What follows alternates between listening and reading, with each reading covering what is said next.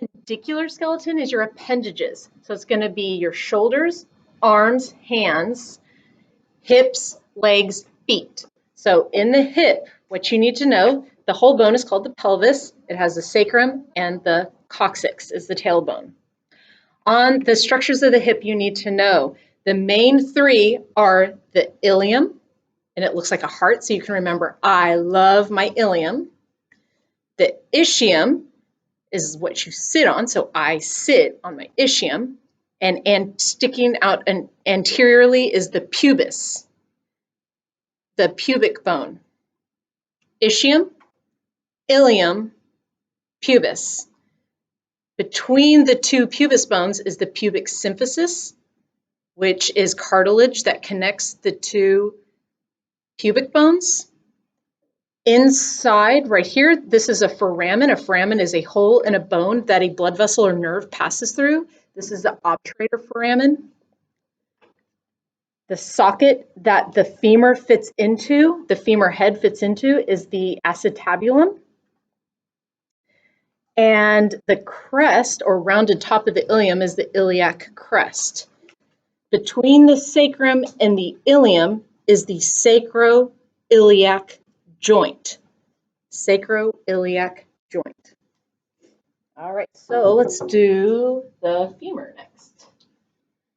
The femur, you can tell, is different than a humerus because the head is on a neck. The head is on a neck on the femur. On the humerus, the head is directly on the shaft.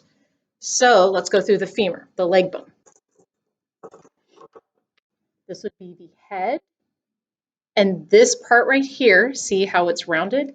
This would be the greater trochanter, the lesser trochanter, and the intertrochanteric crest.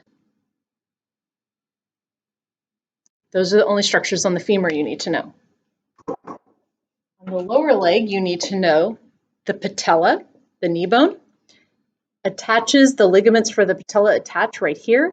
This is the anterior tibial tuberosity, and it is on the tibia.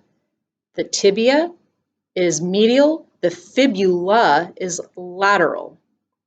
On the top of the fibula is a styloid process that helps it fit onto the tibia. Down at the ankle, you need to know the lateral malleolus is on the fibula. The medial malleolus is on the tibia. Down in the foot, you have the calcaneus, the talus, navicular, the cuneiforms, which, oh, my foot is missing some bones. I'll have to get a different foot.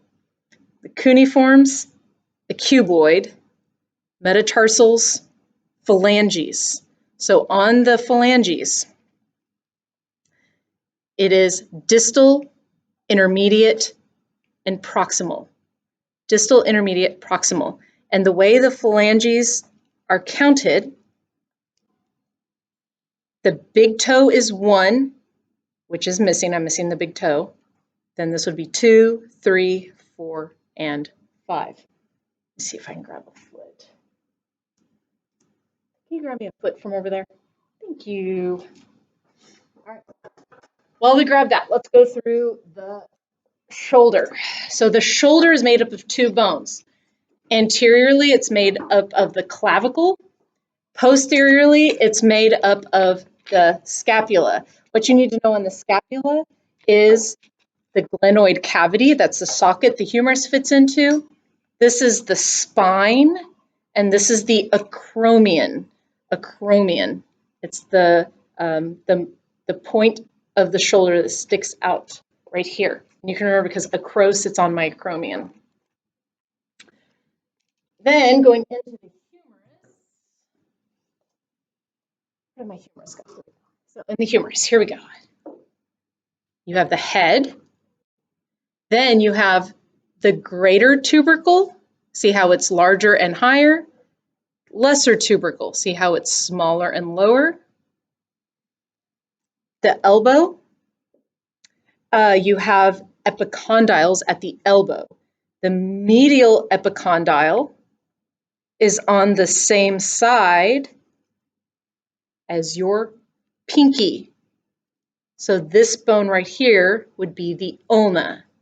Medial epicondyle, ulna, and the pinky. We'll go in the bones in a second. Lateral epicondyle, doesn't stick out as much, does it? Is connected to the radius, which is on the thumb side. Notice in the elbow, in the back of the elbow, ulna, the ulna fits into the elbow. So you'll notice that the ulna is a little bit longer and it has this little hook at the end to hook into the elbow. All right, so we have the radius and the ulna. You can always tell the ulna because it's longer. It has this little hook to hook into the elbow. Let's go into the hand. So starting at the side of the thumb, the scaphoid is this big bone right here, scaphoid. The moon-shaped lunate, scaphoid, lunate, triquetral, pisiform is this little tiny bone on the pinky side. Then it's the hamate is behind that. The pisiform is glued to it, so I can't move it. Hamate, capitate, trapezoid, trapezium. Scaphoid, lunate, triquetral, pisiform, hamate, capitate, trapezoid, trapezium. Your metacarpals, metacarpal 1, 2, 3, 4, and 5. And then phalanges, you have distal, intermediate, and proximal. And this is phalange 1, phalange 2, phalange 3, phalange 4, phalange 5. You always count from the thumb, you always count from the big toe. I have a foot here to go through a little bit better. There we go. Now I have the toes. So this is metacarpal 1, 2, 3, 4, and 5. Phalange 1, 2, 3, 4, and 5. All of your phalanges in your fingers, in your hands, and your feet have 3 bones, except for the big one. So this would just be distal and proximal, but the rest of them are distal, intermediate, and proximal, because distal is farthest from the body, proximal is closest to the body.